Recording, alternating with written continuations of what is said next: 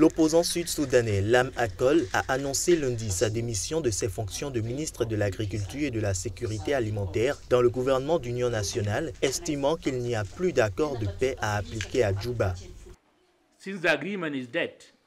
Puisque l'accord de paix est mort et qu'il n'y a pas d'espace politique libre à Djouba, la seule possibilité pour s'opposer à ce régime afin de restaurer la paix dans notre pays en guerre est de s'organiser en dehors de Djouba. Lam Akol, qui fut lors de la présidentielle de 2010 le seul adversaire de l'actuel président Salva Kiir, a appelé toutes les factions de l'opposition sud-soudanaise à s'unir pour faire tomber le régime. L'ancien ministre, qui s'exprimait depuis la résidence de Riek Machar dans la capitale éthiopienne, s'est toutefois refusé à dire s'il rejoindrait les rangs du chef des ex-rebelles et ancien vice-président, aujourd'hui en fuite. Machar est un dirigeant d'opposition. Nous sommes des dirigeants d'opposition, comme beaucoup d'autres personnes. Nous sommes actuellement en consultation pour voir comment s'organiser pour consolider l'opposition au gouvernement.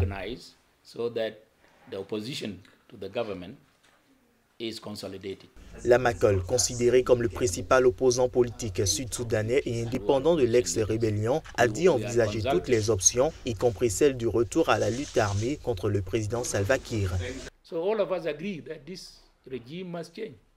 Nous sommes tous d'accord sur le fait que le régime de Djouba doit changer. Nous avons des différences sur les moyens d'y parvenir. Certains pensent que cela doit se faire par la force, d'autres par des moyens politiques. Nous sommes donc en train d'en parler. Ceux qui pensent que cela doit se faire par la force et ceux qui croient que cela doit se faire en paix devraient se réunir et trouver des intérêts communs.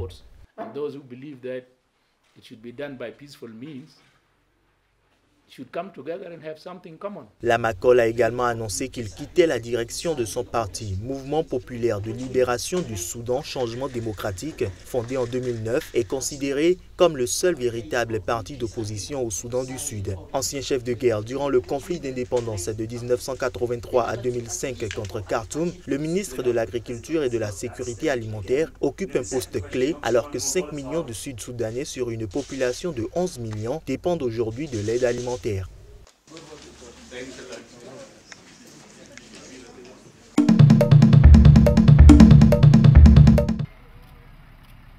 Victor Matemadanda, le secrétaire général de l'Association nationale des vétérans, a été arrêté lundi par la police alors qu'il venait assister à Harare à l'audience de Douglas Maïa, porte-parole de la dite association, arrêté mercredi pour avoir insulté le président Robert Mugabe.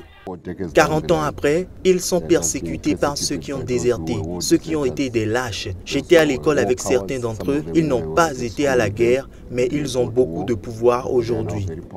Victor Matemadanda est accusé, comme Maïa, d'avoir sapé l'autorité du président Mugabe, a indiqué son avocate Béatrice Mtetwa. Il avait déjà été arrêté par la police mercredi dernier dans sa maison rurale de Gokwe, dans le nord-ouest du pays, avant d'être relâché vendredi.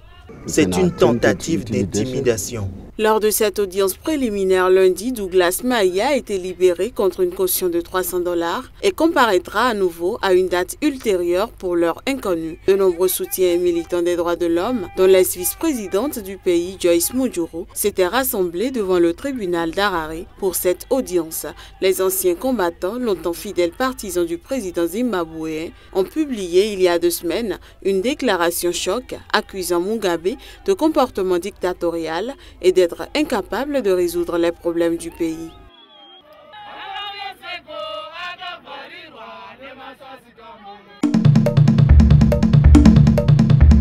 C'est une première dans l'offensive des forces américaines contre l'organisation État islamique en Libye. Fayez Sarraj, chef du gouvernement libyen d'Union nationale, a annoncé lundi 1er août que les États-Unis ont procédé à des frappes aériennes contre des positions de l'organisation État islamique dans son fief de Sirte.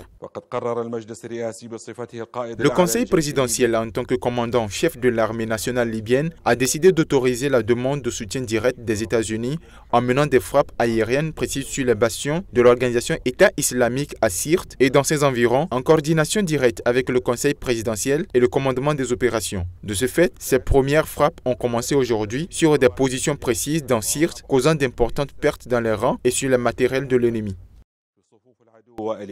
Les forces du JNA soutenues par l'ONU tentent de reprendre la totalité de la ville de Sirte dans laquelle elles sont entrées le 9 juin et où elles assiègent depuis les djihadistes. Le groupe État islamique avait profité du chaos dans lequel était plongée la Libye depuis la chute de l'ex-dictateur Mouammar Kadhafi pour s'emparer de Sirte en juin 2015.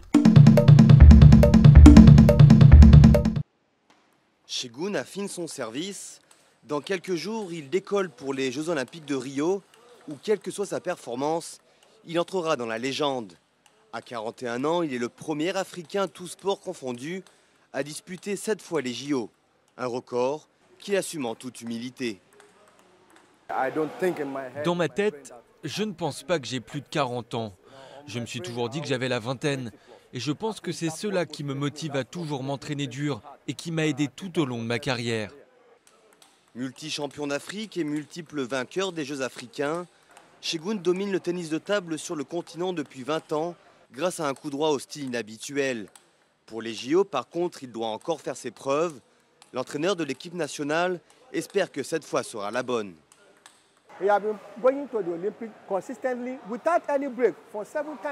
Il est allé aux Jeux Olympiques 7 fois de suite. L'avoir dans l'équipe nous donne un leader. L'avoir dans l'équipe signifie que le Nigeria prend le tennis de table au sérieux. Pour les matchs par équipe, Segun sera accompagné d'un jeune pongiste en plein essor. Les Nigérians espèrent créer la surprise, même face à l'équipe chinoise. Les Chinois sont les favoris en tennis de table. Mais ce que j'aime dans ce sport, c'est que l'on peut être le numéro 1 et terminer 100e. C'est pourquoi ce sport est très intéressant. Avec près de 5000 adhérents, le tennis de table est un sport populaire au Nigeria. Pour défendre les couleurs du pays, 2 Nigérianes sont également qualifiées et 3 athlètes paralympiques. Les compétitions commenceront le 6 août.